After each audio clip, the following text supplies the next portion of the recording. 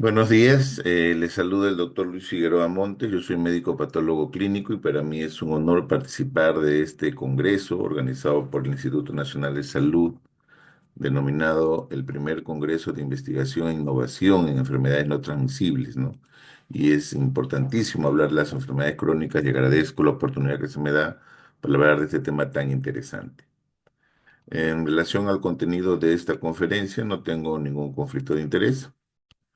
Así es que vamos a comenzar con el contenido.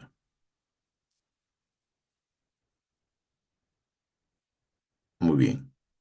Bueno, reitero el agradecimiento al Instituto Nacional de Salud y en especial a la doctora Miriam Yasuda que tuvo la gentileza de generar esta invitación. Muy bien, vamos a hablar de cómo hoy en día el avance de la salud digital y el uso de herramientas de inteligencia artificial como el Machine Learning van a ayudar para el diagnóstico precoz de las enfermedades crónicas no transmisibles. De eso vamos a tratar en esta conferencia. Como ya sabemos, tradicionalmente las enfermedades se clasifican en transmisibles y no transmisibles, ¿no? Hoy en día la mayoría de continentes tienen el problema de que la primera causa de muerte y carga de enfermedad en sus países son las enfermedades no transmisibles, como la hipertensión, diabetes, cáncer, enfermedad renal, enfermedades respiratorias, mentales, etcétera, ¿no? En el Perú pasan dos escenarios puntuales. Primero, que hay un mayor porcentaje de pacientes que cada vez viven más tiempo, por diferentes razones, ¿no? Por el acceso a medicamentos, por que hay mayor probabilidad de acceder de repente a sistemas de salud, el tema económico y otras razones por las cuales hacen de que los pacientes vivan más años, ¿no? Y es así que la expectativa de vida se ha incrementado. Sin embargo, eso eh, todavía no va de la mano con una mayor posibilidad de acceder equitativamente a los sistemas de salud.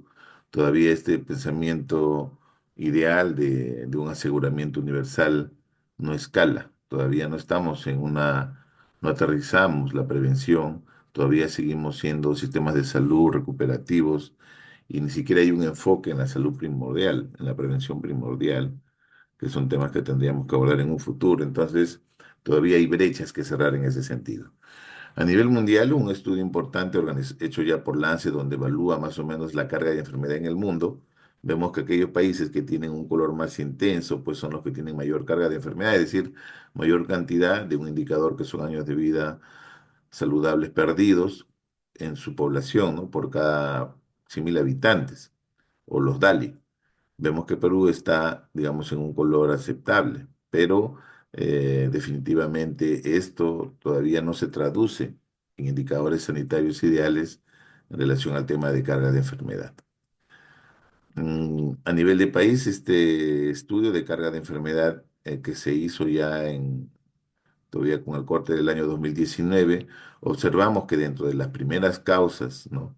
de subcategorías de enfermedades en personas de 60 años a más, el mayor porcentaje de años de vida saludable perdidos se encuentran en enfermedades crónicas, ¿no?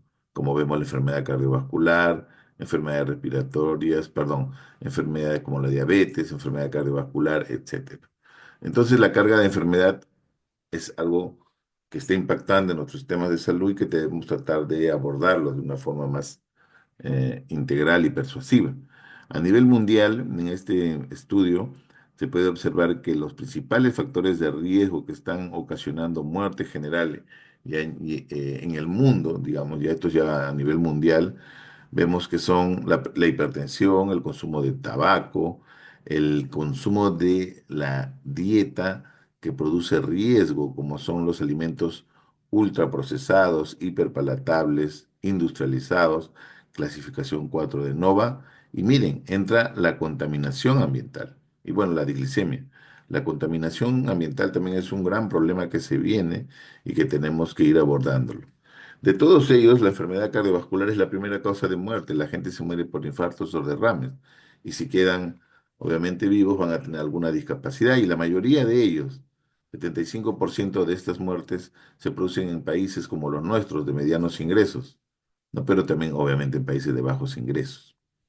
A nivel mundial, en este estudio que se hizo de carga de enfermedad cardiovascular, exclusivamente de cardiovascular, pero estaría, digamos, entre el grupo más bajo, ¿no?, de mortalidad comparado con otros continentes, ¿no?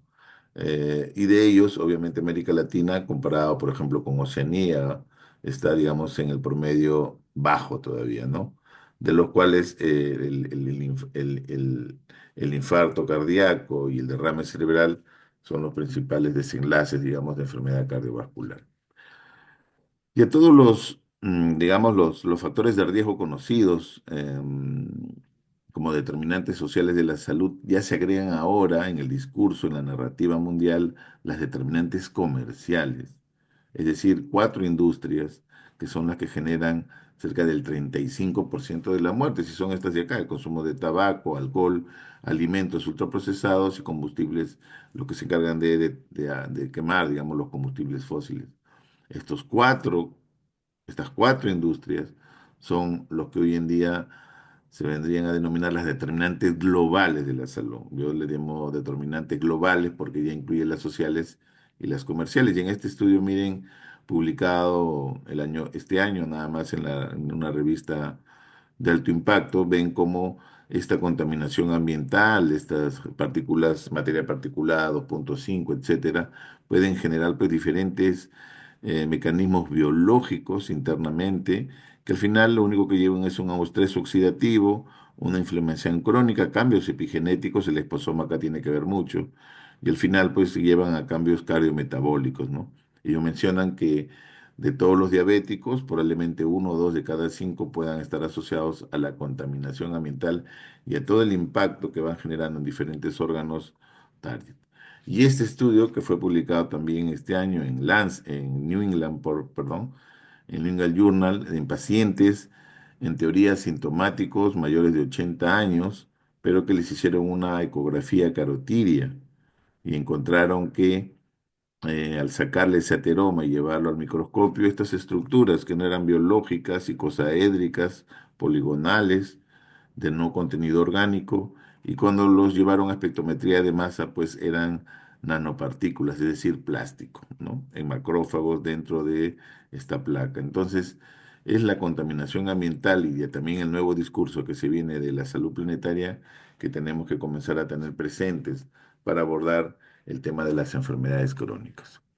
Y hoy en día también hay un cambio del discurso, ya no se tiene que ver de manera desintegrada la diabetes, los problemas cardíacos, el problema renal o la obesidad. Hay que unir todo esto. Ya no debemos enfocarnos a tratar de manera integral esta enfermedad que hoy lo han definido muy bien la Asociación Americana del Corazón como el síndrome cardiorrenal metabólico. Es decir, ya no tenemos que comenzar a ver las fichitas de rompecabezas separados, sino de manera integral para abordar las enfermedades crónicas.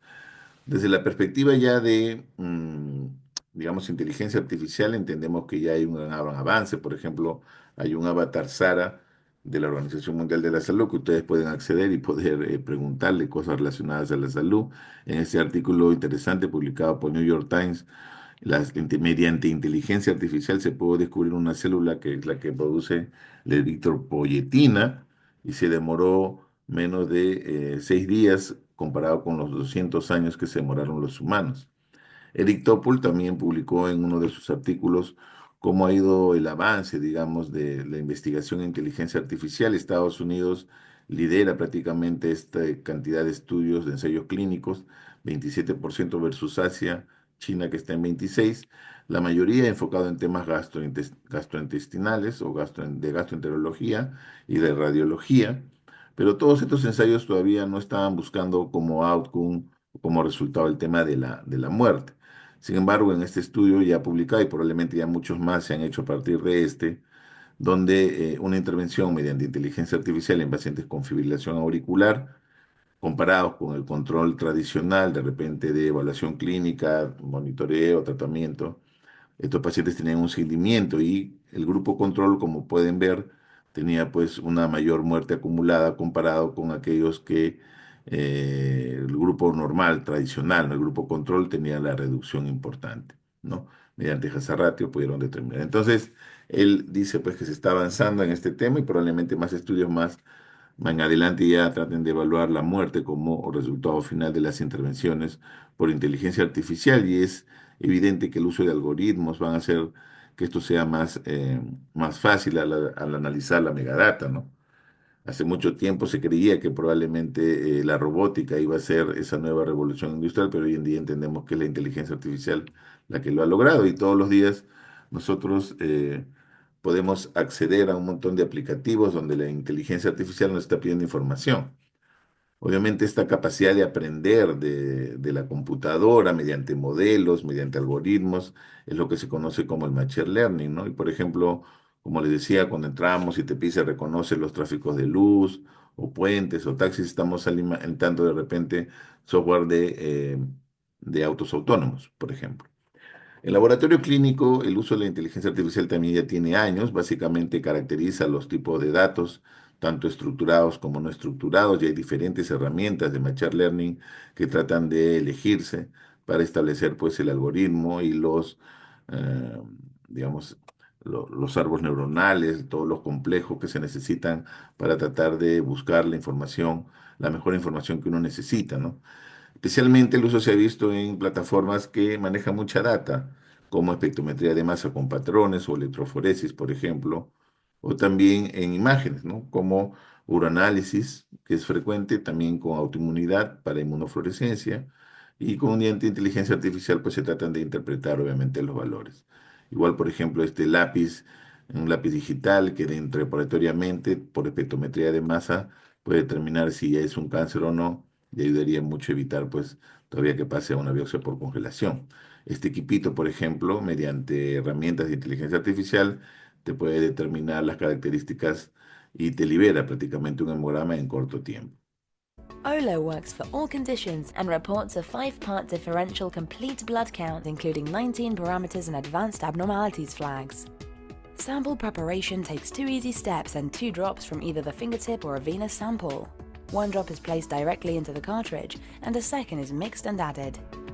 With the sample ready, the cartridge is loaded into the OLO instrument. 10 minutes, results are ready on the touchscreen and can be printed, emailed, or sent to a lab information system. Cada vez se va a encontrar mayor cantidad de plataformas, ¿no? En la cabecera del paciente y hay que regularlo. El país aún no tiene una norma que evalúe las pruebas POC, que es un tema pendiente y sería importante que se discuta también en este Congreso. Y bueno, ahí entramos a la salud digital. Hoy en día vemos cómo la OMS ya en el año 2020, 2025 publica, ¿no?, las estrategias sobre salud digital. Creo que la mayoría de personas tienen la posibilidad de acceder mediante su celular. Ya no es solamente la salud digital como tal, hay algunos artículos que ya hablan de la terapéutica digital y cómo esto aterriza. Y esto puede ayudar muchísimo para el manejo, la adherencia y el autocuidado de pacientes en las enfermedades crónicas, ¿no? Inclusive el FDA ya ha regulado software mediante la aprobación ya inclusive de 20 productos. Hay diferentes usos del diagnóstico terapéutico, ¿no? De herramientas, perdón, de de la terapéutica digital en diferentes aspectos. Por ejemplo, acá vemos cómo una herramienta sirve para el diagnóstico para la hipertensión. Growing global leader in care at home solutions, transforming patient health through personalized, predictive care. Enabled by artificial intelligence, Bioformus's Care at Home platform provides actionable insights to help clinicians deliver the right care to the right patient at the right time. Muy bien.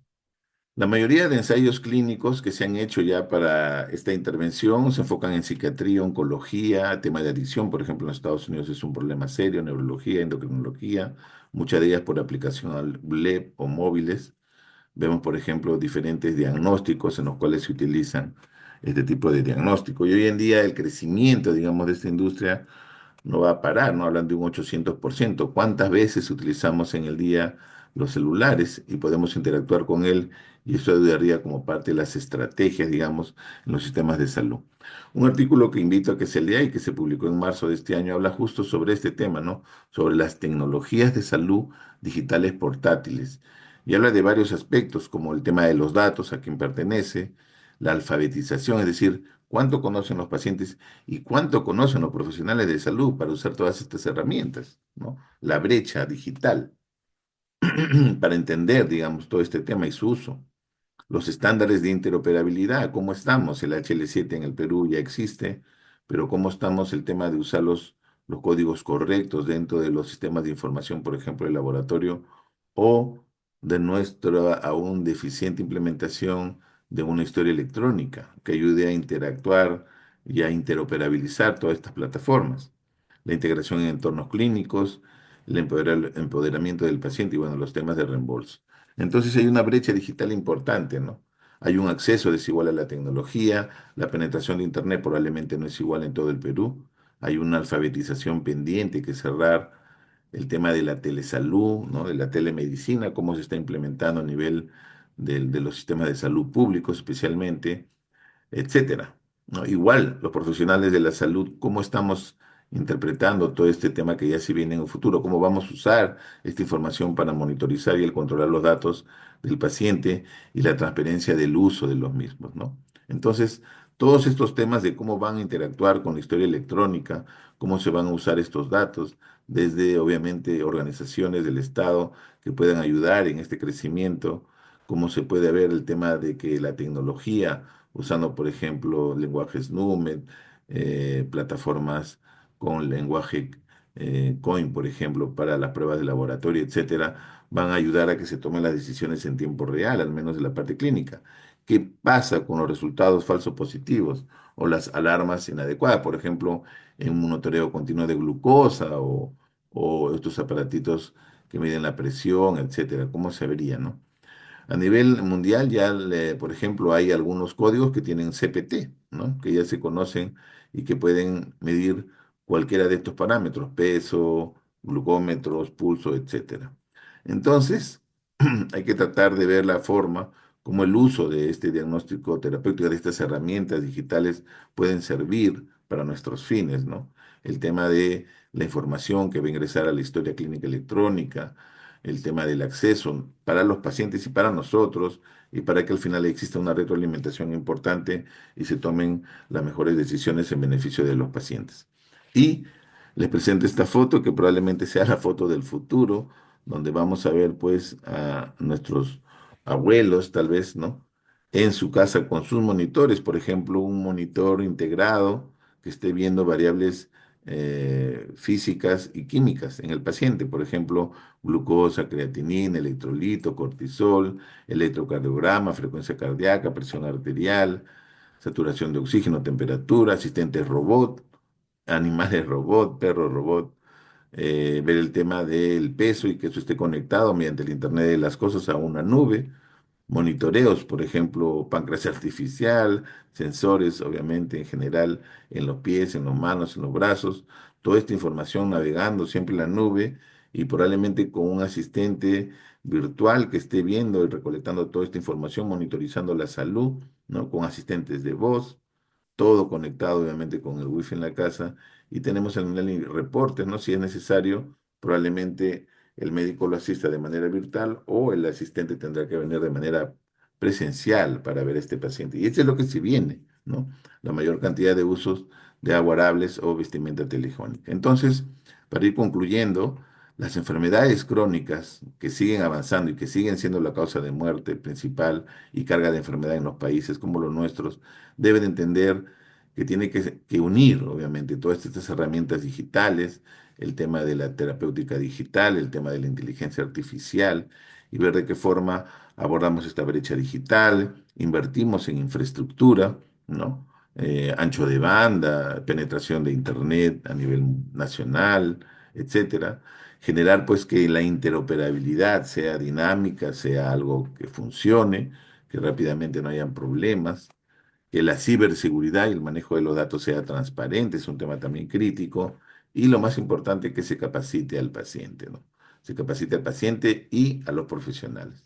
El laboratorio clínico tiene mucho que ofrecer, hay mucho avance, la tecnología avanza mucho, Big Data, metodologías complejas, medicina de precisión hoy en día o personalizada, la gestión de la demanda en los laboratorios clínicos, el uso de pruebas POC y la abogacía en laboratorio es un tema crucial y obviamente la genómica es algo que tiene que comenzar también a verse, las herramientas ómicas es un tema crucial que tiene que abordarse en nuestro país. Entonces, de tal manera que el uso de la ciencia, la tecnología y la biología permiten pues afrontar las enfermedades crónicas no transmisibles hacia una medicina personalizada, ¿no? Y esto debe estar pues enmarcado dentro de políticas públicas, en programas presupuestales, en una macrogestión, buscando mejorar la experiencia del paciente, mejorar la salud de la población, reducir los costos, ¿no? Mejorar la experiencia también de los proveedores de salud y lograr pues la equidad soñada del sistema de salud que tanto necesitamos.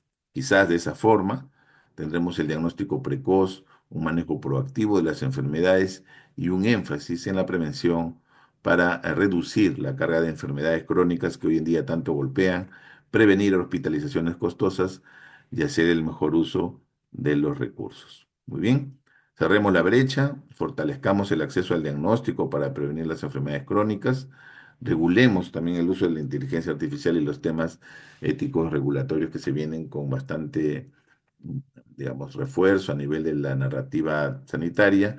Y un tema importantísimo es que incorporemos profesionales con estas competencias en los equipos multidisciplinarios en nuestros sistemas de salud. Muchísimas gracias y es todo lo que he podido traerles el día de hoy. Encantado de recibir sus consultas. Pueden escribirme a este correo y ha sido un honor participar de este congreso. Muchísimas gracias.